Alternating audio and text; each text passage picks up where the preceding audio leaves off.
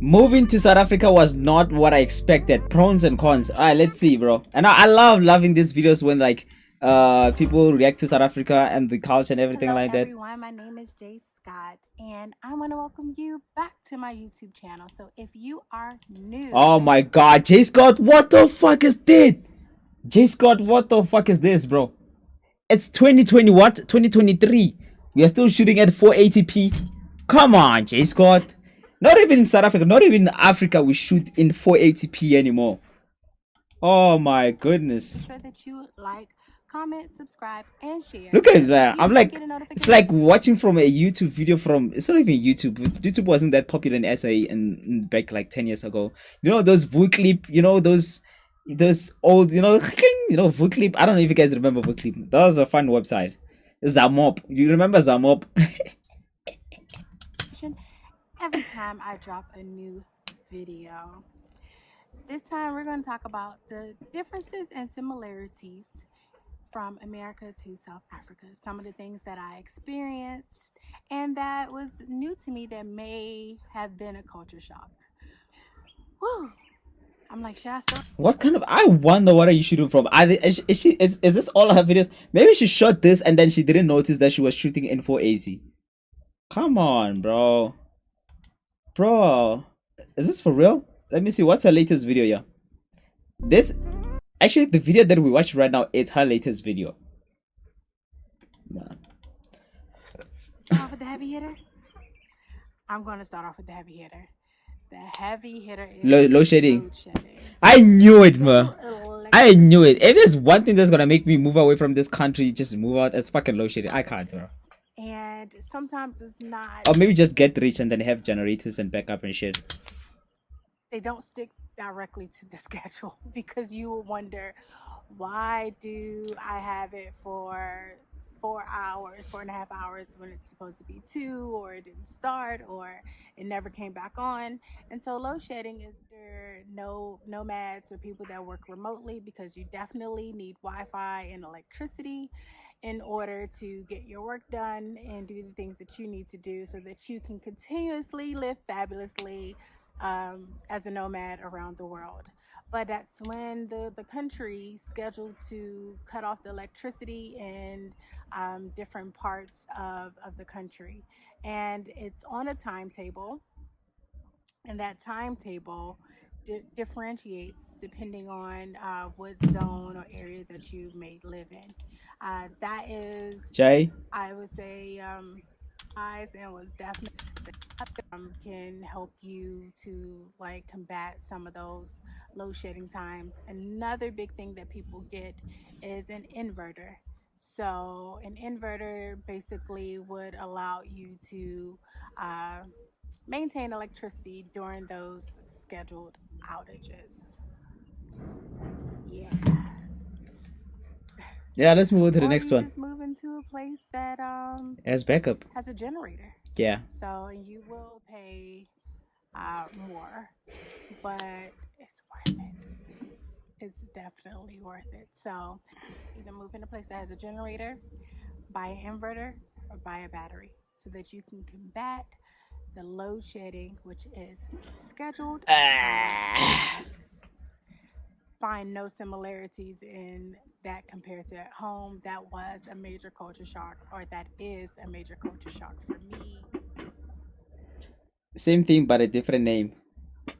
One of the similarities, but also a little different, is some of the things that we name, or so the things that we Like what? are different. And one of the main things is, so say if I have a napkin, some people call it A serviette. serviette. Here they call that serviette. In the U.S., we call it napkin. Another big difference is I was driving, or sorry, I don't drive. Yeah, you're not allowed to drive. When I was riding with my friend, we stopped at a light, and they call it a robot. And so I That's didn't a good one. understand what a robot was. What did they call it in the US? What did they call it? A robot? No, they call it what did they call it?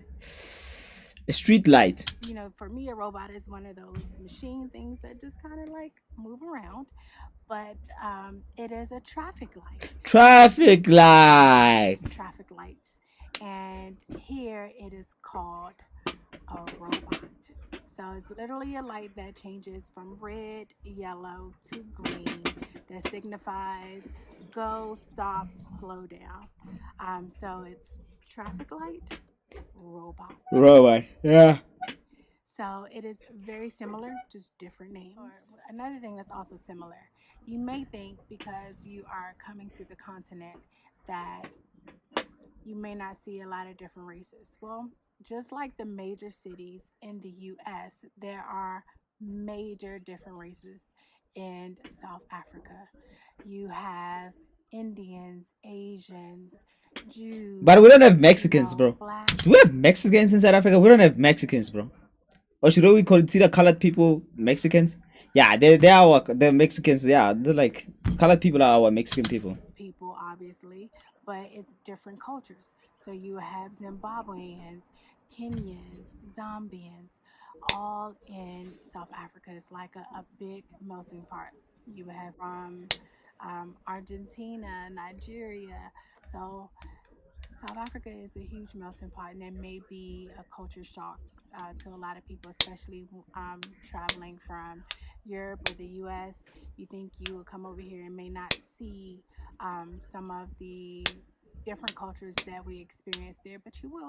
You will definitely see that in South Africa. Another thing that is, I would say, similar to me that I did not expect is the weather. So South Africa has a Bro, I winter. made a video last week. I said South Africa doesn't have snow, and then someone says Eastern Cape and Cape Town. That is kid snow, bro. I'm talking about this is kid snow. This is baby snow, bro. This is baby snow, bro. When I'm talking about snow, I'm talking like New York snow, up to your knees. Like Canada snow.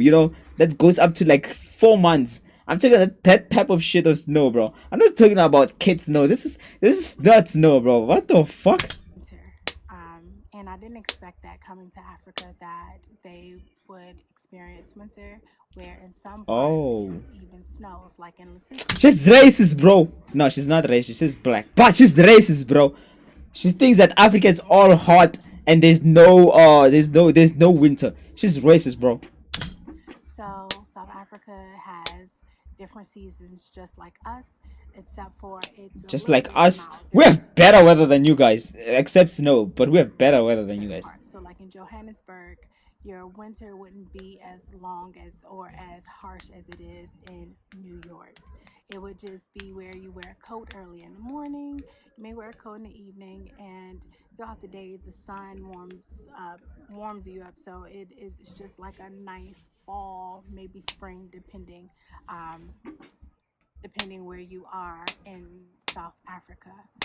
You may catch some days where it's just a little nippy and you may need a coat all day, but it's not as bad. And most of the time, it's just perfect chill weather. Another major thing, I wouldn't say it's major, but it is a culture shock for me, is that people that are more of a lighter brown skin are called coloreds. And And that that's racist in the US, right? You can't call it people. You can't call people colored people, some shit like that, right? from that was also a name that was given to us based on racism. And so it did take me back a bit, although I did read up on it before I came. Um, so that's something that we as African Americans may consider derogatory, and you just got to understand when you come to other parts of the world, you may have something that is similar, it may have a different meaning. So here is just a name of a specific type of people, and that's kind of like us, where If you're from the US and then you come to South Africa and you're not comfortable saying colored people, just call them Mexicans. You'll be fine, bro. No one's gonna kick your ass. black and white mix, and that is called colored. And so I guess I would be considered colored, but No, I'm you also black, human. bro. Nah, you black. Nah, you black. Black. Oh, chill the fuck down. You black. Also, colored people are black people. I think, and this is gonna be no, it's not gonna be because I don't give a fuck, bro. Colored people behave more black than black people. Does that make sense? Does it make sense? Colored people behave more black than black people. If you don't get it, then Black. I don't So know. I'm that gonna. is one of the things that was a definite culture shock for me to hear someone being called colored. But understanding the history and the culture, it doesn't come off derogatory as if it would come off derogatory to if someone had said that to you in the US. If someone said that to you in the US, you'd be ready to fight. Because it took a long, long time for us to combat that. So another thing is driving. Driving on the right side. So the difference between driving in the US and driving in South Africa is that in the US, the In South Africa, you must drive with cold drink, just in case. Just in case. steering wheel is on your left hand side and you're on the Okay, fuck no. so I think it's just practice make perfect or just in girl where it's always okay. Cookout and braai. They have like barbecues, right? In the US, they have some called it a Another barbecue. similarity, but the name is different, is in America, black people, we like to cook out. We open the grill, you throw some meat on there, you may throw some corn, whatever, and you cook out. It's smoking, it's cooking. Here in South Africa, it is called a braai. And the braai is the same thing. So you're like, oh, I'm going to a braai. And so going to a braai is like going to a cookout. Going to a cookout is like going to a braai. So it's very similar. We like to cook out. And there's a lot of similarities. I realized that black people are the same all over the world. You started to notice certain things like at one of my friends' house, a guy came and knocked on the gate and wanted to cut his grass. And that reminded me of being at home where you have your neighborhood guy that knocks on the door and want to cut the grass. Or that's the person that cuts your grass and they come every Wednesday. And so I was just like, how similar is that?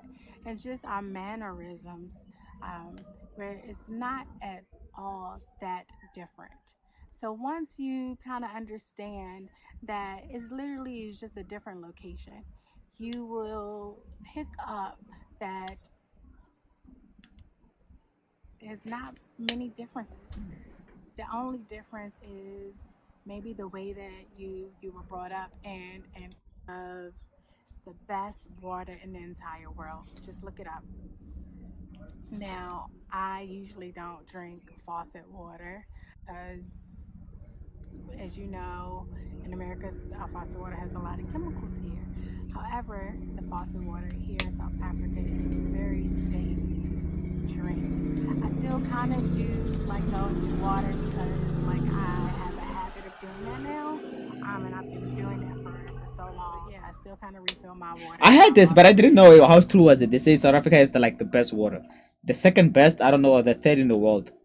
Probably after those fucking nerds like the Swedish or some Poland shit. You know those fucking nerd countries, bro. I don't know. They like to be first at every shit, bro. I don't like those nerd countries.